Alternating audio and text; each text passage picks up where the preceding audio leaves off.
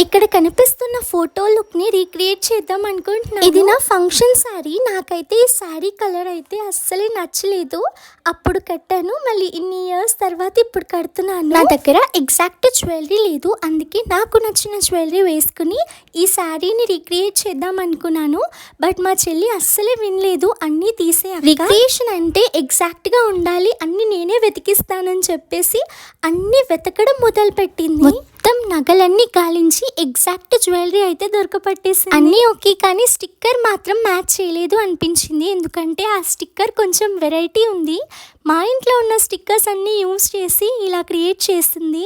నాకైతే అస్సలు నచ్చలేదు. తీసే కీర్తి అని అంటూనే ఉన్నాను, బట్ ఈవెన్ తను వినలేదు.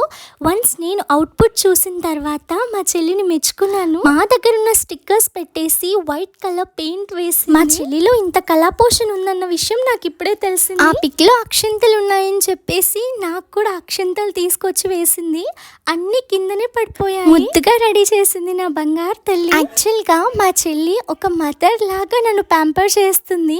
అందరూ మామ్ ప్రిన్సెస్, డాడ్ ప్రిన్సెస్ అంటూ ఉంటారు, బట్ నేను ప్రౌడ్గా చెప్తున్నా, నేనైతే సిస్టర్ ప్రిన్సెస్. ఒకప్పుడు నా ఫంక్షన్ ఫొటోస్ని చూసి ఏంటి ఇలా ఉన్నాను అని అనుకున్నాను, బట్ ఇప్పుడు కూడా అలానే ఉన్నాను అనిపించింది. నా చెల్లి లేకపోతే ఇంత మంచిగా నా లుక్ కంప్లీట్ అయ్యేదే కాదు. ఆ ఫోటోలో టవల్లో యాపిల్స్ ఉన్నాయని, ఎగ్జాక్ట్గా ఉండాలని టమాటోస్ తీసుకొచ్చి పెట్టింది. ఫుల్ వీడియో కింద ట్యాగ్ చేస్తాను.